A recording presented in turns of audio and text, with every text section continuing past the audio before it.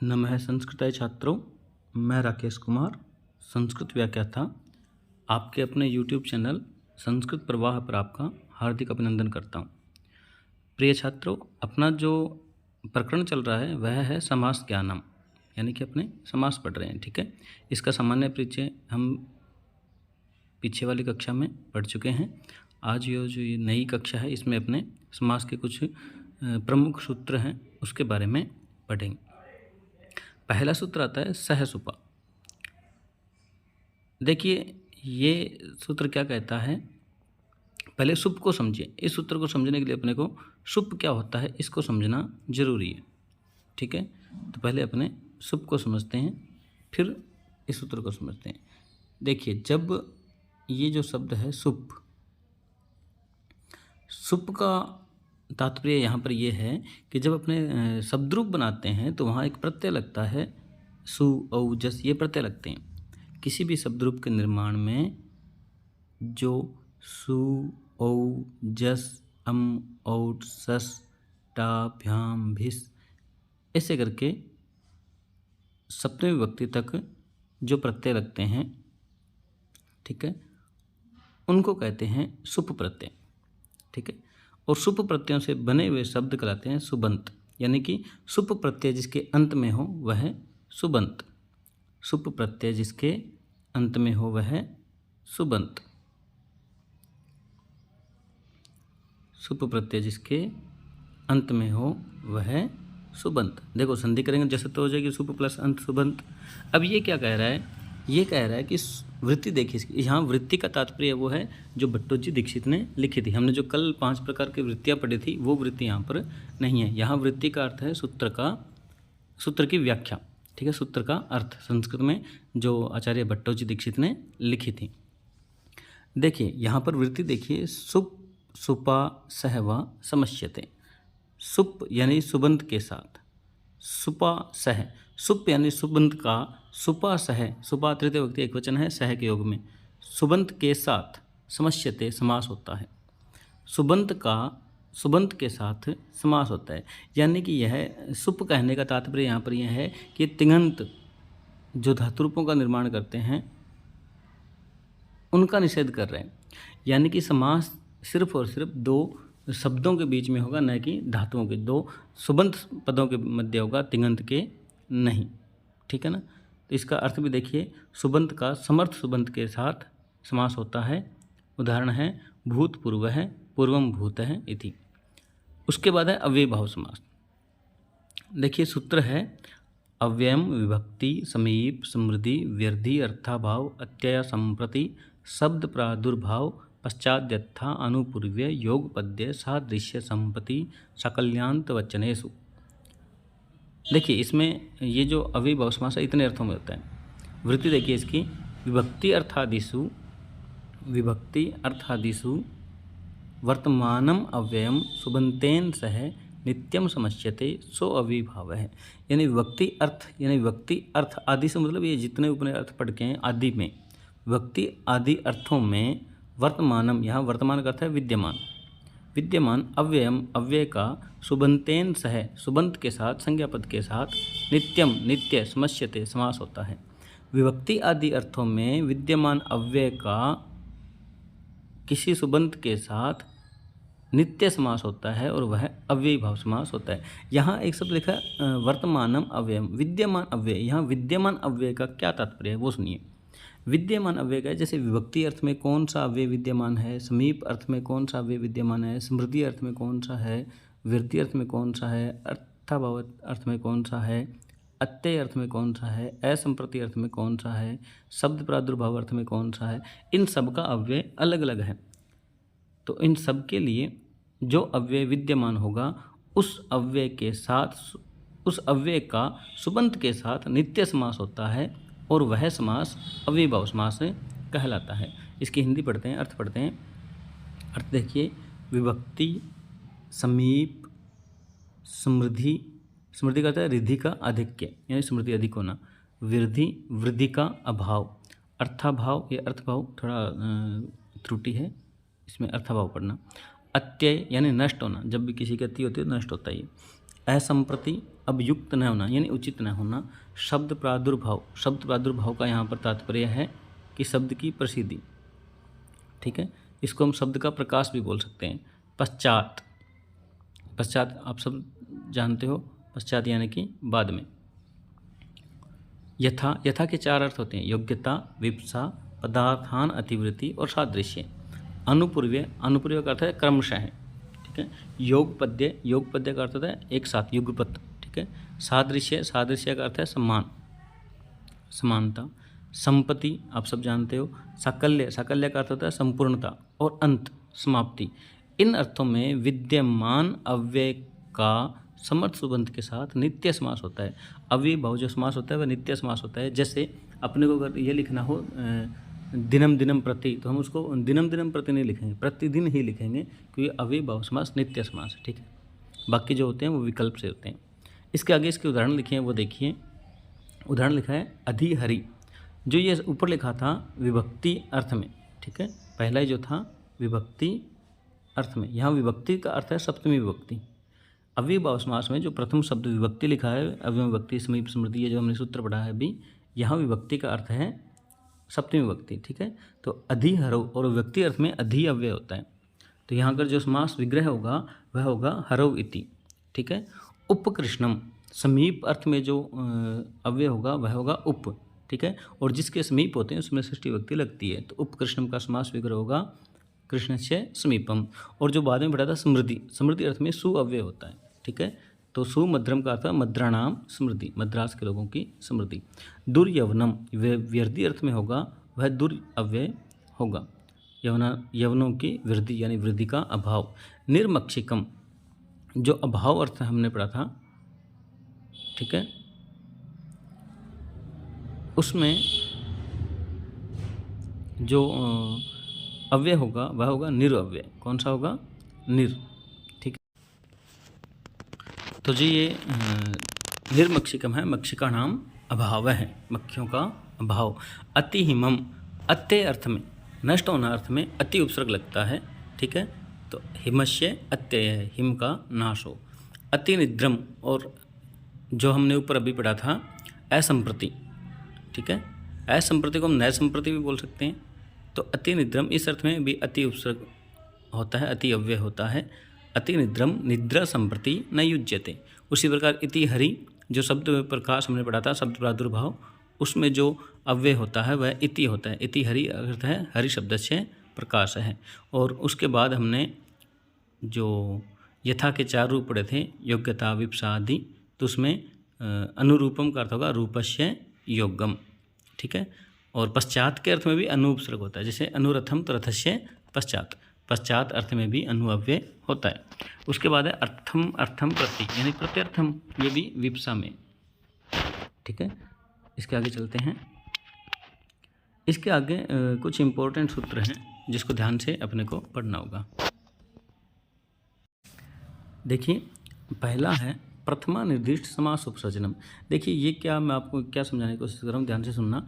जब अपने समास करते हैं, जैसे मान लो हमने अभी ऊपर अव्ययी भाव समास किया है, तो इसमें पहले अव्यय है, उसके बाद संज्ञा आई है, ठीक है। यहाँ भी पहले अव्यय है, उसके बाद संज्ञा आई है। तो ये किसने निर्धारित किया कि पहले अव्यय आएगा? ये तो हम जानते हैं कि अव्ययी भाव समास में पहले अव्यय आता है। क्यों आता है, किसने बताया? ये जानने के लिए, और वैसे ही तत्पुरुष समास में प्रथम शब्द कौन सा आएगा ये जानने के लिए हमें ये 2 सूत्र पढ़ने की आवश्यकता है। सूत्र क्या है? पहला तो है प्रथमा निर्दिष्टम समास उपसर्जनम। इसको समझिए, ये क्या कहता है? प्रथमा निर्दिष्टम समास उपसर्जनम। प्रथमा के द्वारा निर्दिष्ट समास में उपसर्जन संज्ञा होती है। समास में जो प्रथमा द्वारा निर्दिष्ट शब्द होता है उसकी उपसर्जन संज्ञा होती है। कैसे? इसकी वृत्ति पढ़ते हैं, वृत्ति में ज़्यादा समझ में आएगा कि समास शास्त्र में प्रथमा निर्दिष्टिम, जो प्रथमा विभक्ति के द्वारा, यहाँ प्रथमा करता है प्रथमा विभक्ति के द्वारा निर्दिष्ट या निर्दिष्ट किया गया शब्द उपसर्जन संज्ञम स्यात्, उपसर्जन संज्ञा होती है। प्रथमा, जैसे मान लो अब सूत्र था ऊपर अव्यय विभक्ति समीप समृद्धि वृद्धि, उसी को दिखाता हूँ आपको। ये वाला सूत्र था, तो इसमें अव्यय विभक्ति समीप समृद्धि वृद्धि, ये पूरा का पूरा जो शब्द है यहाँ से लेकर के यहाँ तक, यहाँ से लेकर के और यहाँ तक, ये एक है और ये एक है। इसमें अव्ययम अलग है और विभक्ति से लेकर के वचनेषु ये एक है। इसमें तो है सप्तमी विभक्ति और ये है प्रथमा विभक्ति। तो वो सूत्र यही कह रहा है कि सूत्र में जो प्रथमा विभक्ति वाला शब्द होगा उसकी उपसर्जन संज्ञा होगी। क्या होगी? उपसर्जन संज्ञा। किसी सूत्र में जब 2, 3, 4 शब्द हों और उनमें जो प्रथमा विभक्ति शब्द वाला सूत्र होगा उसकी उपसर्जन संज्ञा होगी। जैसे अव्ययम में फलम की तरह प्रथमा विभक्ति है, कौन सी है? प्रथमा, इसलिए इसकी उपसर्जन संज्ञा हुई है। आगे पढ़ते हैं क्या कहता है वो। समास विधायक सूत्र में प्रथमांत पद के द्वारा निर्दिष्ट शब्द उपसर्जन संज्ञक होता है। एक बार फिर से बोल रहा हूँ, अगर किसी सूत्र में 3, 4 शब्द हों और उन 3, 4 शब्दों में कोई ऐसा शब्द है जिसमें प्रथमा विभक्ति हो तो उसकी उपसर्जन संज्ञा होगी। आगे वाला सूत्र देखिए क्या कहता है। उपसर्जनम पूर्वम, इतना कहता है उपसर्जनम पूर्वम। ये कहता है जो उपसर्जन संज्ञक होगा, उपसर्जन संज्ञक होगा उसका पूर्व प्रयोग होगा। जैसे अभी हमने ऊपर पढ़ा है कि यहाँ पर अव्यय जो शब्द है यह प्रथम विभक्ति का है और इसकी उपसर्जन संज्ञा होगी। अब अव्यय जिनके लिए आया है वो सब उपसर्जन संज्ञक होंगे। जैसे यहाँ अधि अव्यय है, उप अव्यय है, सु अव्यय है, ये सारे के सारे क्या है? उपसर्जन संज्ञक, यानी इनकी उपसर्जन संज्ञा हो गई। और जिनकी उपसर्जन संज्ञा होती है उनका उपसर्जनम पूर्वम से पूर्व प्रयोग होता है। देखिए, समास से उपसर्जनम प्राक प्रयोज्यम। समास से, समास शास्त्र में उपसर्जनम, उपसर्जन का प्राक प्रयोज्यम, प्राक यानी पहले, प्रयोज्यम मतलब प्रयोग होता है। नीचे हिंदी भी दी है कि उपसर्जन संज्ञा का पूर्व में प्रयोग होता है। कहने का तात्पर्य यह है कि अगर सूत्र में किसी शब्द में प्रथम विभक्ति है तो वो प्रथमा विभक्ति वाला शब्द किसको निर्दिष्ट कर रहा है, किस ओर इशारा कर रहा है, वो जिस और जितने शब्दों की ओर इशारा करेगा उन सब का पूर्व प्रयोग होगा। ठीक है, आगे वाला सूत्र पढ़ते हैं। सूत्र है नदीभिश्च।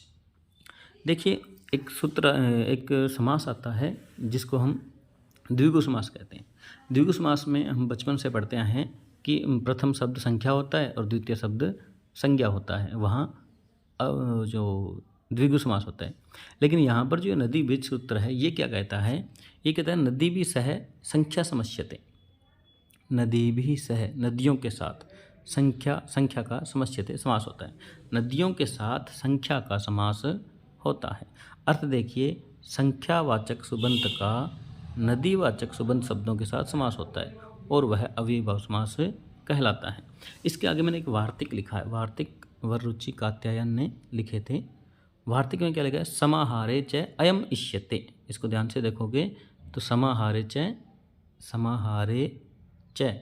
अयम इष्यते। अयम मतलब यह जो समास होगा यह, च मतलब और यह समाहारे, समाहार अर्थ में इष्यते इष्ट है। ठीक है, यह जो समास है अव्ययीभाव समास जो नदी सूत्र के द्वारा होगा यह समाहार अर्थ में इष्ट है, मतलब चाहा गया है कि यह समाहार अर्थ में होना चाहिए। इसके आगे अर्थ देखिए, संख्यावाचक सुबंत का नदीवाचक सुबंतों के साथ समास होता है और वह अव्ययीभाव समास कहलाता है।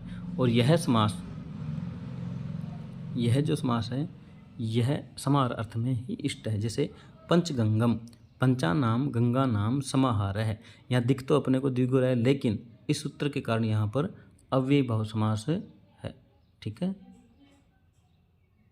अव्ययीभाव समास है। नीचे है द्वियमुनम, द्वयो यमुनयोः समाहार है।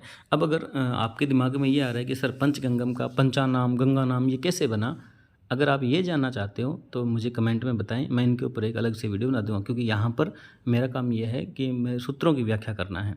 अगर आप ये जानना चाहते हो कि सर समास बनकर के समास विग्रह कैसे करें और समास पद कैसे बनाएं, ये जानना चाहते हो तो कमेंट करें, मैं आपको ये अलग से एक वीडियो बना करके समझा दूंगा कि किसी भी समास में जो 5 अपने समास हैं इन 5 समासों में किस तरह से विग्रह करें और किस तरह से अपने समस्त पद बनाएं।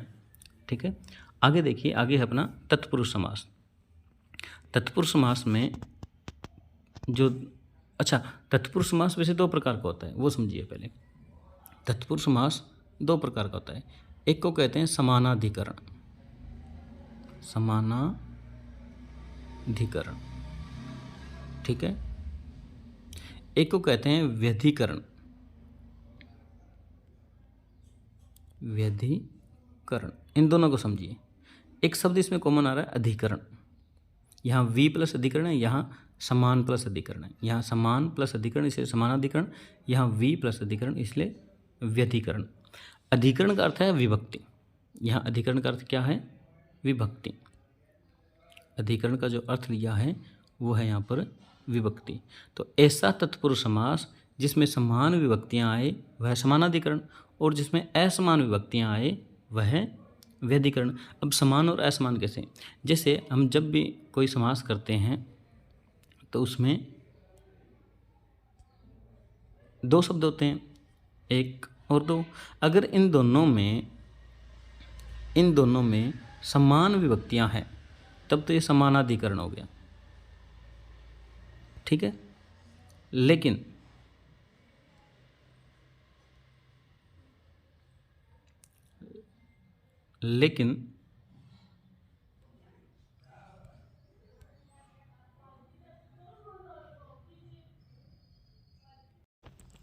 हाँ, मैं ये बता रहा था विभक्तियों के बारे में, समानाधिकरण और व्यधिकरण में।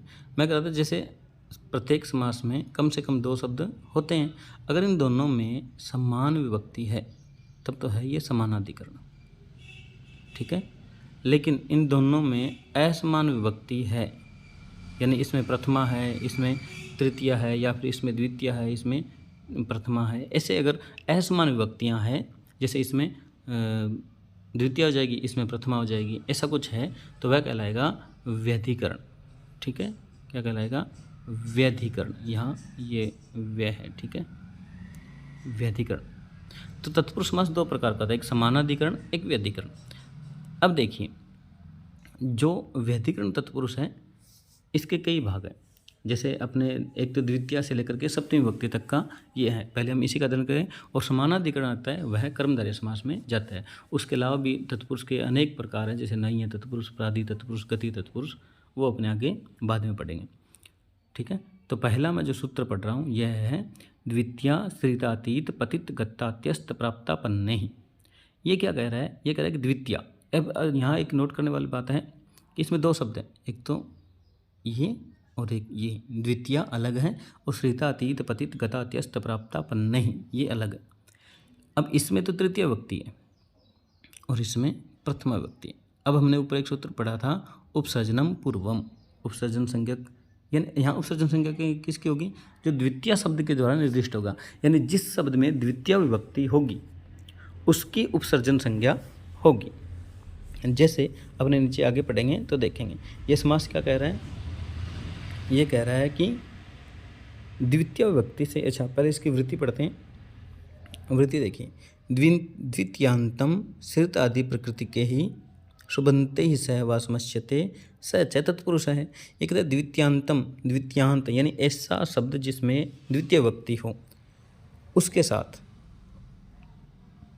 श्रित आदि प्रकृति के ही, श्रित यानी यहाँ ऊपर जो नाम लिया है, श्रित, अतीत, पतित, गत, अत्यस्त, प्राप्त और आपन्न नहीं, इन प्रकृति, इनके साथ ऐसी कोई जो ये शब्द है ऐसी प्रकृति है जिनकी, ऐसे शब्दों का सुबंत के साथ समस्यते समास होता है और वह तत्पुरुष कहलाता है। अर्थ पढ़िए इसका, ज़्यादा समझ में आएगा। देखिए, द्वितीय विभक्ति से युक्त समर्थ सुबंत का श्रित, अतीत, पतित, गत, अत्यस्त, प्राप्त और आपन्न ऐसी प्रकृति है जिनकी, यानी कि जिनमें ये शब्द आ रहे हों, ऐसे समर्थ सुबंत के साथ विकल्प से समास होता है और वह तत्पुरुष समास कहलाता है, ठीक है। अच्छा, एक चीज़ और नोट करने वाली बात यह है कि मैं जब आपको लास्ट में इसमें लेके जाऊंगा तो यहाँ पर मैंने ये कुछ स्पेशल लिखा है विशेष समाज शास्त्र में, ये आपने शायद आज तक कहीं नहीं पढ़ा होगा, जो मैं आपको ये अंत में बताऊंगा। तो इस वीडियो को अंत तक देखना, ये क्या है क्या नहीं है, ठीक है। पहले हम इसी सूत्र का अध्ययन करते हैं। द्वितीय विभक्ति से युक्त समर्थ का, समर्थ सुबंत का। अब देखिए, एक तो इन शब्दों को ध्यान से देखिए, श्रित, चलो यहाँ देखते हैं, अलग अलग लिखे हैं, श्रित, अतीत, पतित, गत, अत्यस्त, प्राप्त और आपन्न। इन शब्दों का जो समास होगा वह द्वितीय तत्पुरुष ही कहलाएगा और द्वितीय विभक्ति के साथ ही होगा। जैसे नीचे एग्जाम्पल दिया है, कृष्णम श्रीतः, तो शब्द बना कृष्ण श्रीतः। यहाँ आपको विसर्ग लगाने ही लगे बनी है, कृष्ण श्रीतः। ठीक है। अरण्यम अतीत है, तो अरण्या अतीत है, संधि होगी अरण्य प्लस अतीत है। कूपम पतित है, कूप पतित है। ग्रामम गत है, ग्राम गत है। सुखम प्राप्त है, सुख प्राप्त है। दुखम अपन्न है, दुख अपन्न है। ठीक है, ये इसके उदाहरण हैं।